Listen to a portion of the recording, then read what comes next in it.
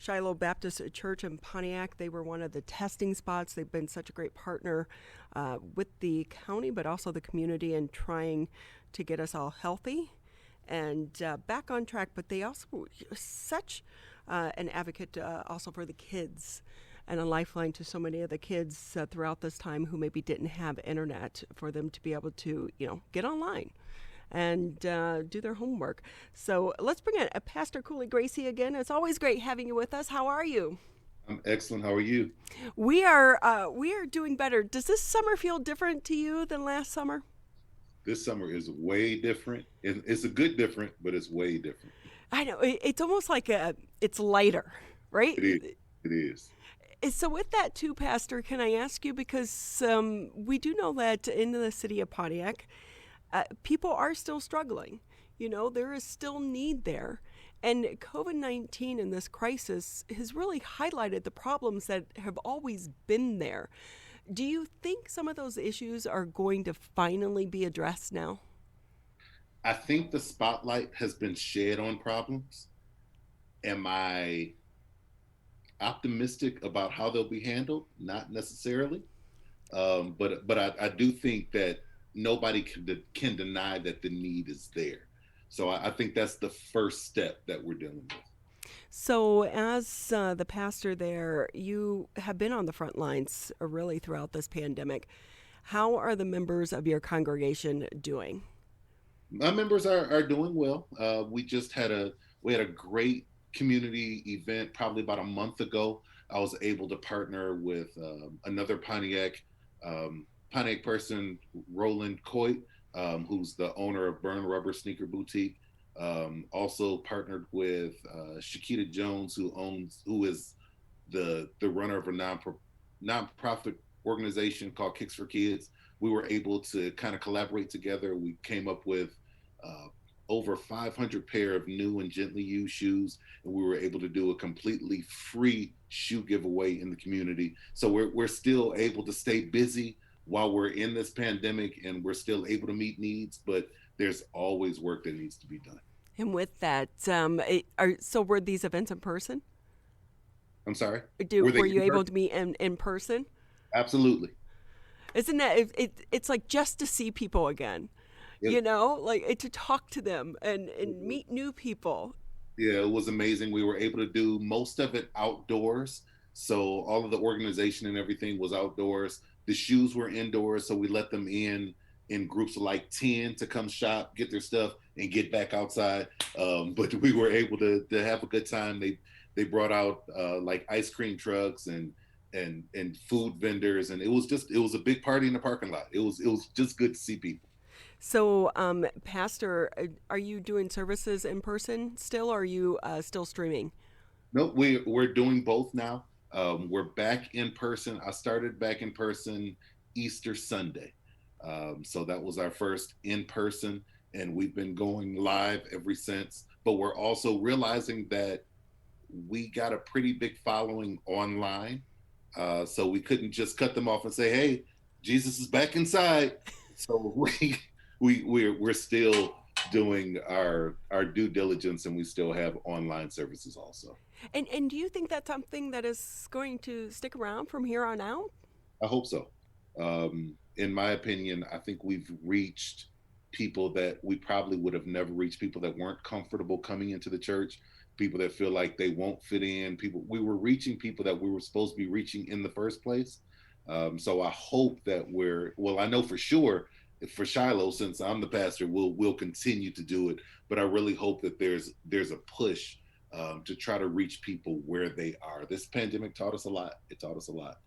And with that, though, too, do you think because of the COVID-19 and the crisis, did it help bolster faith, or did it do the opposite? Because I think I saw one study that was saying that 47% of Americans said they belong to a church or synagogue or a mosque, and that was down from 50%. And Yeah. is it maybe people are identifying with one organized religious entity and I, they're seeking things out online? I think a couple of things happened. I think for people that had faith, it tested their faith. And for some people, They were, being outside, especially in the Baptist tradition, the church is a sacred place. That's just where you go. Same with every other religious sect. But when you're not able to go to the church, does it mean that your faith died? So we had a couple of older members that were really concerned because they've been through church through everything. Jim Crow, we went to church. When we marched, we went to church. When we was through the crack epidemic, we went to church. Now that we're dealing with this situation, and I told them literally, I said, look, you're the demographic that are going to be hurt the most. It's not that I don't want you in church, but I think it's necessary if we're going to see you after, that we don't do it now. So dealing with that, I think it tested a lot of people's faith to see if they believed what they said they believed. And secondly, I think it also caused those that weren't necessarily spiritual to find something, because you start to realize real quick when crisis hits, if I'm not in control, somebody is. So let me figure out who I can link up with, who I can get around to figure out how I can get through this. Has it changed, the pandemic, has it changed how you try to reach members of the community? Absolutely. I get on my church. I'm a little radical at times, but I get on my church all the time. I said, look, our evangelism is not going to be putting on matching T-shirts and going door to door and knocking. That's it. One, it does a disservice to your people, but two, it just shows you how out of touch you are. So really what we can do, the only thing that we can do as a church, as a community, is show that we care. So that's why you see us we'll put on events. I have a couple of events coming up in August because that's our anniversary month, but we're trying to be as visual as possible and meet as many needs as possible. That way people will connect Christ to whatever situation they're going to, and they'll naturally come in instead of us going out and knocking on doors and saying, hey, I know you got problems, come on to church. It just doesn't work anymore. One of the things I remember, going to disaster zones, like after a hurricane or after, devastating fires, typically it's members of the church community that is first there to respond. They're some of the ones that are on the scene the quickest and the fastest and reaching out and helping. The church is more than the building, it's about the community. Absolutely. But how do you, because one thing with COVID, we've come to realize we all impact one another. And we see that when we go to the grocery store and you're looking at the next person. So how has that worked and that message worked from your standpoint as a pastor? That's actually our biggest weapon that we have. Like I said, until people know how much you care, they don't care how much you know. So when we're out in the community, I told them that, look, the church isn't closed because the church is not a building. We're the church. So we have to make sure that people know that the love of Christ is still alive. So everywhere you go, I understand people are short on patience. I understand they can get snippy, but you have to be different. Everybody else is frowning. You have to smile. Everybody else is pessimistic. You have to be optimistic. You have to bring the light into the room. And that's all that we can do as children of God. That's our calling, and that's what we're supposed to do. How do you try to attract new members? That's getting tricky. The truth is, when we went to a more virtual standpoint, everybody ended up being on the same playing field. So I'm a smaller church. There are larger churches in the city, but by production, you can't tell who has 800 members and who has 8 members. So the only thing that I could do was try to give them a message of hope, make sure that it was biblically sound, and we're growing just based off of our online membership. Now, the trick is, how do you get online numbers to calculate into in-person numbers? So that's what we're working on right now. And, we should know as well, so many churches, you're relying on your congregation for donations and keeping the doors open. And that can be tricky if they're not actually coming into the building and having that connection, not only with you as the pastor, but the person beside them. Absolutely. And it does get tricky. We're in the process of attempting to pay off our mortgage right now. And I'm making a hard plea for it. I said, look, if we can just hone in and get everything done, if we pay off our mortgage, it will give us so much more opportunity to make an impact in the community that we so badly want to make an impact in. So trying to get people to give when you don't see them is very tricky. And like I said, you get into a habit. You come into the church, you usually bring money with you. When you're at home, and we like to call it bedside Baptist, when you're at bedside Baptist, and you can roll over and look at me, and you can close me before you can get to the plea for giving. It's super hard to get donations. And so, with that, though, there are so many online platforms for people to donate. Has that worked for you in any way? It has. We use it's a platform called Givelify, and you can search Shiloh by name. You'll see our logo there, and you can give directly through Givelify. It comes directly to us.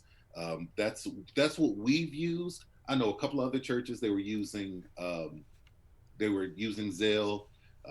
using a couple of different options, but Givelify seemed to be the safest. And with Givelify, when you give, they send you documentation of what you gave at the end of the year so that you can write it off on taxes. You don't have to wait on anything. So it works out best. Yeah, and that's important. Again, we're joined by Pastor Gracey from the Shiloh Baptist Church in Pontiac, and you were such a lifeline for so many kids in the middle of this pandemic that maybe didn't have access to the internet or they didn't have a strong internet connection for them to be able to continue their education.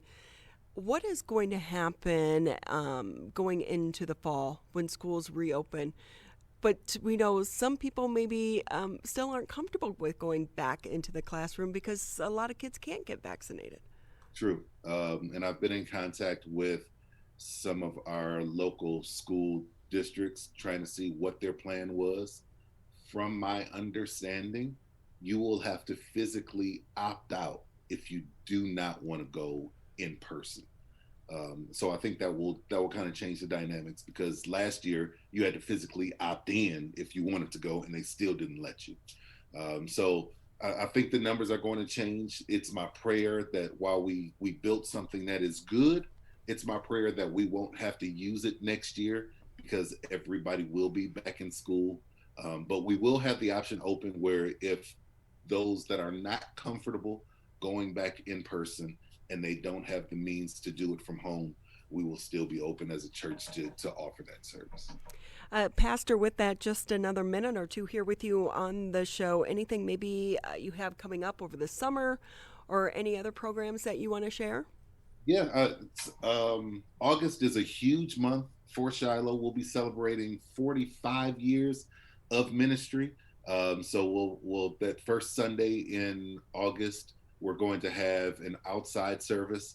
We'll probably have like light refreshments, like a picnic almost. Everything will be outside. It'll still be socially distanced, but you can come by, wave, say hi, grab a hot dog, and just join us. We're trying to show the community that we're not a coven, that you're free to join us. So we're trying to be as visual as possible.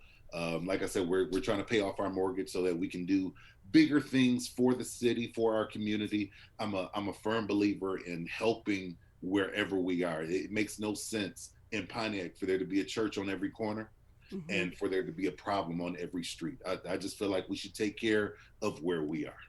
Are you hopeful? I am very hopeful. I'm an optimist at heart. I believe that God will make a way out of no way. I believe that he's still hearing and answering prayers. He's still kicking down doors and pouring out blessings out of windows. I just feel that whatever we're in, God already saw it and he already has the answer. It's just up to us to keep pushing forward. Well, with that, Pastor, for those that maybe want to find out more about your church, how can they do so? Do you have a website? I know you're on Facebook. I'm on Facebook under Shiloh Baptist Church. You can call the church. Unfortunately, as busy as we should have been with our website, funding was down, so we did not have a website put up. and it's currently being developed now by one of our younger members. But like I said, right now you can find us on Facebook, you can find us on YouTube. If you want to find me, you can find me on Facebook. I'm readily available. Whatever you need as far as community goes, if you need help, let me know. We just want to be in this thing together. Well, with that, I think you need a TikTok page. Now I do have one. My daughters make fun of me, but I do have one. Do you do the dances? No dances. I do a little lip syncing every now and then, but no dancing. But that's how you reach the younger demographic. That and Snapchat. It is. Well, I'm sure that, you have fun with it, and we're lucky to have you here in the city of Pontiac. I know it's been a trying time for you, and I hope that you're doing okay as well, because you lifted up the entire community of Pontiac throughout this past year. So we wish you the best of luck, and thank you again for your time. I appreciate it. Have a great day.